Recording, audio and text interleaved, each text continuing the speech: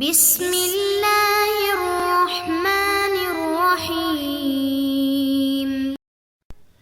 السلام علیکم محترم سامعین اور عزیز طلبہ کرام، امید کرتا ہوں کہ آپ تمام احباب خیر و عافیت سے ہوں گے۔ آج کا ہمارا سبق نمبر 72 ہے، جس میں ہم شاعر مسلم بن ریاح کو پڑھیں گے۔ یہ جاہلی شاعر ہے، اس کا تعلق بنو مرہ سے ہے۔ اپنے رشتہ دار قبیلہ حارث بن ظالم مری کے حلیف کو انہوں نے قتل کیا، ان کے حلیف کو قتل کیا، اور پھر حصین بن حمام کے پاس پناہ گزین ہوئے۔ جو ابھی اشعار آ رہے ہیں، ان اشعار میں اپنی قوم سے مختلف باتوں کا خطاب کر رہے ہیں، تو آئیے اشعار پڑھتے ہیں اور سمجھنے کی کوشش کرتے ہیں۔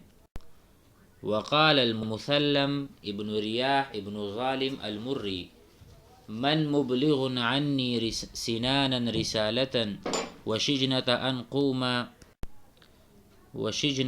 قوما خذ الحق أو دعا سأكفيك جنبي وضعه ووساده وأغضب إن لم تعط بالحق أشجعا تصيح الردينيات فينا وفيهم صياح بنات الماء أصبحن جوعا لففنا البيوت بالبيوت فأصبحوا بني عمنا من يرمهم يرمنا معا۔ ترجمہ کرتے ہیں۔ من مبلغن، کون ہے پہنچانے والا، من للعاقل، کون ہے، مبلغ ابلاغ، ابلغ یبلغ او بلغ یبلغ تبلیغ۔ من مبلغ، کون پہنچائے گا، عنی میری طرف سے، سنانن سنان سردار کو، و شجنتا اور شجنا سردار کو، رسالتاً رسالہ پیغام،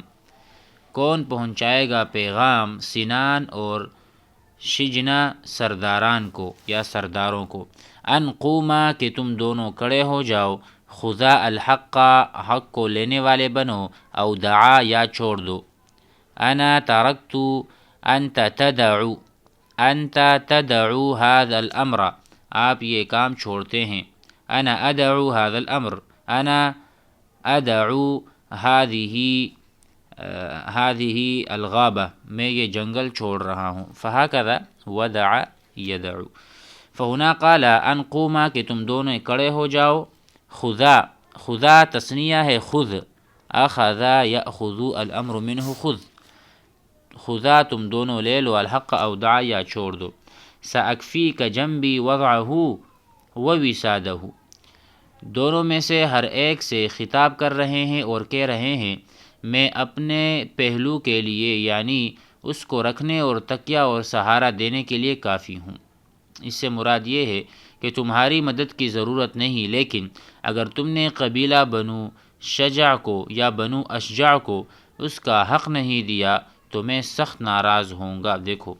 ساکفیک جنبی وضعہ ووسادہ، میں اپنے آپ کو تکیہ بنانے میں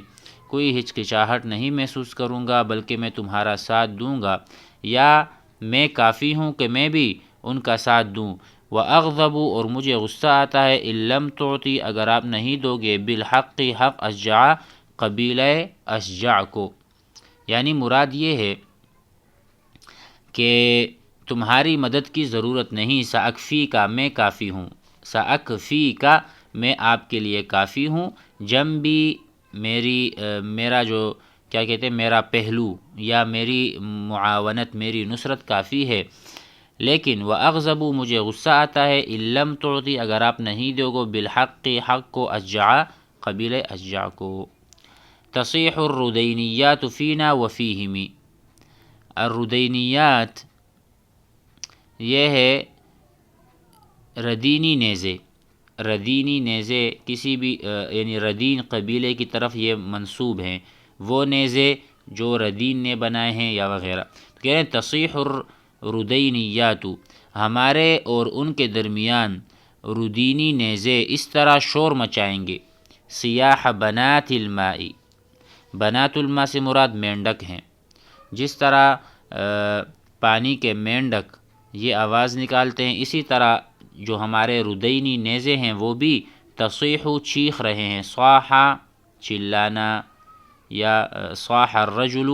آدمی چلایا، تو یہ بھی ردینیات جو نیزے ہیں یہ بھی چلاتے ہیں فینا و فیہم ہم دونوں قبیلوں کے درمیان سیاح بنات المائی جس طرح سے مینڈک جو ہوتے ہیں پانی میں شور کرتے ہیں، اصبحن جوعا جب وہ جیسے بھوکے مینڈک شور مچاتے ہیں اسی طرح ہمارے یہ ردینیات نیزی بھی شور مچے، گویا کہ یہ بھی بھوکے ہیں، خون کے پیاسے ہیں،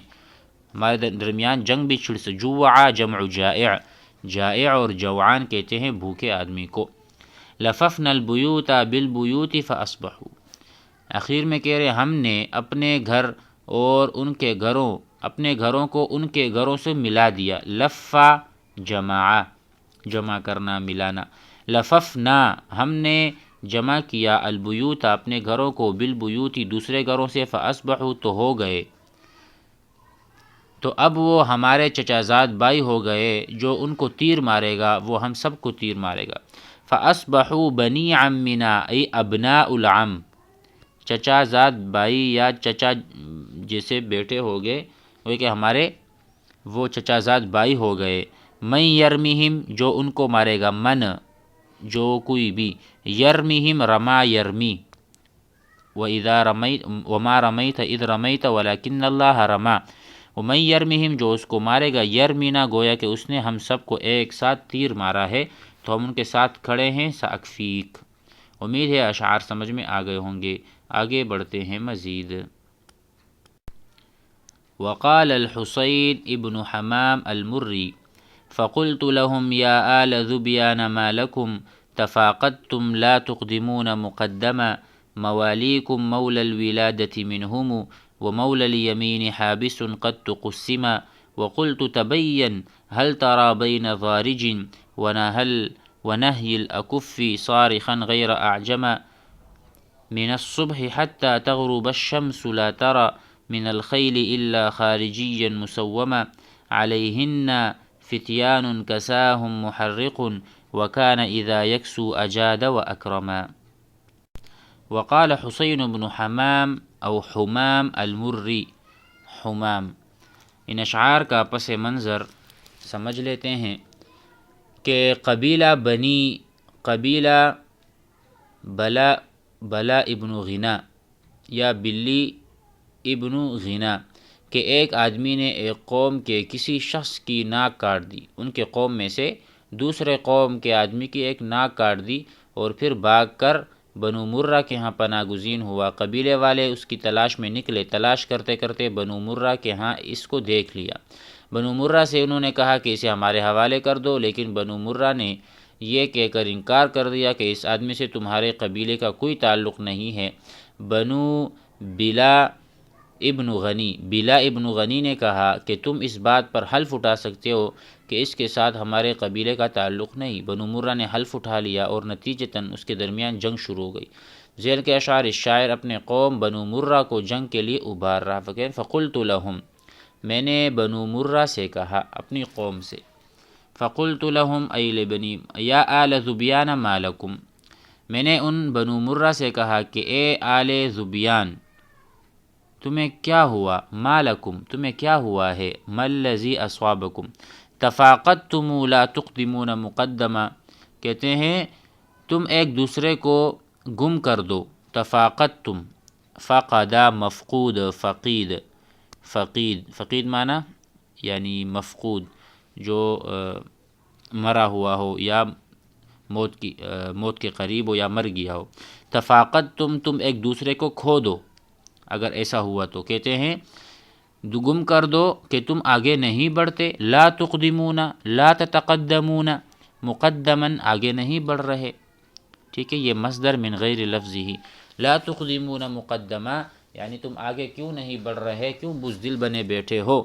موالیکم مولی الولادۃ منہم، تمہارے دوست، موالیکم ای اصدقاؤکم تمہارے دوست، مولی الولادۃ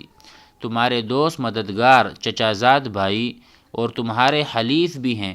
وہ مولی الیمینی تمہارے وہ حلیف بھی ہیں کہ ان میں سے ہر ایک اپنے آپ کو قتال کے لیے روکنے والا۔ حبس یحبسو محبس، ہم جو کہتے ہیں کہ یہ جیل ہے تو جیل کو کہتے ہیں یعنی سجن اور حبس، ٹھیک ہے، تو کہتے ہیں کہ حابسن وہ منع کرنے والا ہے، قد تقسما دونوں بدل گئے اور دونوں ایک دوسرے کو، یعنی کہتے ہیں کہ یعنی جنگ کے لیے تیار اور ہر ایک اپنے اپنے مورچے میں تقسیم ہے. ہر ایک تمہارے جو دوست ہیں یا تمہارے ٹھیک ہے مولا ہیں، یہ سارے اپنے آپ کو قید کیے ہوئے ہیں اور اپنے اپنے مورچوں میں منقسم ہیں. وَقُلْتُ تَبَيَّنْ هَلْ تَرَى بَيْنَ ضَارِجٍ اور میں نے ہر ایک سے کہا، بنی مرہ جو بتا رہے قلت لہم، تو کہہ رہے ہیں وقلت میں نے یہ بھی ان سب سے کہا، تبین هل ترى بین ضارج کہ ذرا غور کرو کیا تم کو مقام ضارج اور نہی الاکف کے درمیان چیخنے والے غیر اعجم یعنی ناطق یعنی گھوڑے نہیں آ رہے، نظر نہیں آئے تمہیں، یعنی تمہاری مالی طاقت بھی مضبوط ہے کہ مقام ضارج اور نہی الاکف کے درمیان تمہارے مویشی اور تمہارے گھوڑے بکثرت موجود ہیں، تو پھر جنگ سے اعراض کیوں کر رہے ہو؟ وقلت میں نے کہا تبین دیکھ لو، اعلم و ابصر هل ترى کیا تم دیکھتے نہیں، بین ضارج کا مکان و نہی الاکف اور یہ جو مقام ہے دونوں جگہ ہیں، صارخا مغیثا غیر اعجما یعنی وہاں پر گھوڑے تمہارے بہت زیادہ ہیں، مویشیاں بہت زیادہ ہیں، تو پھر ان کے لیے لڑو، ان سب کو قتل کرو اور اپنے مویشی کو اپنے گھوڑوں کو بچاؤ، اپنی جاگیر اور اپنے مال کو بچاؤ. من الصبح حتی تغرب الشمس لا ترى ان مقامات میں پھرتے ہوئے یہ مویشی صبح سے لے کر شام تک تو صرف عمدگی میں نکلے ہوئے نشاندار گھوڑے دیکھے گا، یعنی اتنے زیادہ عمدہ گھوڑے ہیں ہمارے پاس، اگر بندہ نکلے صبح سے شام تک ان کی نسلیں ان کو دیکھ کر نا شام ہو جائے گی اور ہمارے وہ گھوڑے مویشی ختم نہ ہو. من الصبح حتی تغرب الشمس یہاں تک کہ سورج غروب ہو جائے، لا ترى تم نہیں دیکھو گے، من الخیل گھوڑوں میں سے، الا مگر خارجیا مسومہ اچھے نسلی گھوڑے، عمدہ گھوڑے، بہادر گھوڑے. تو یہ ہے کہ گھوڑوں کو بھی یہ لوگ شجاع کہا کرتے تھے پہلے زمانے میں کہ وہ بھی شجاع ہیں. اب آگے مزید علیہن فتیان کساہم محرق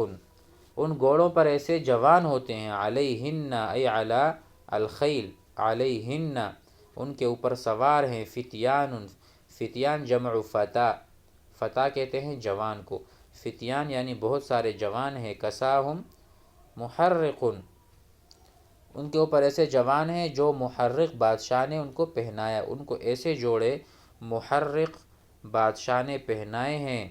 وکان اذا یکسو اجادا و اکرما اور جب وہ کسی کو پہناتا تھا تو اچھا اور عمدہ پہناتا تھا. تو اس سے پتہ چلا کہ یہ جو گھوڑے ہیں اور یہ جو ان کے اوپر سوار گھڑ سوار ہیں، شہ سوار ہیں، یہ سارے عمدہ قسم کے ہیں اور ان کا اکرام اسی لیے کیا گیا کہ یہ بہادر نڈر ہیں. تو پھر کس لیے تم پیچھے ہٹتے ہو، کیوں آگے نہیں جاتے، کیوں جنگ میں شریک نہیں ہوتے؟ امید ہے کہ یہ سبق آپ حضرات کی سمجھ میں آ گیا ہوگا. ان کے مزید بھی اشعار ہیں اس کے بعد، اس کو ہم اگلے سبق میں لیتے ہیں. السلام علیکم.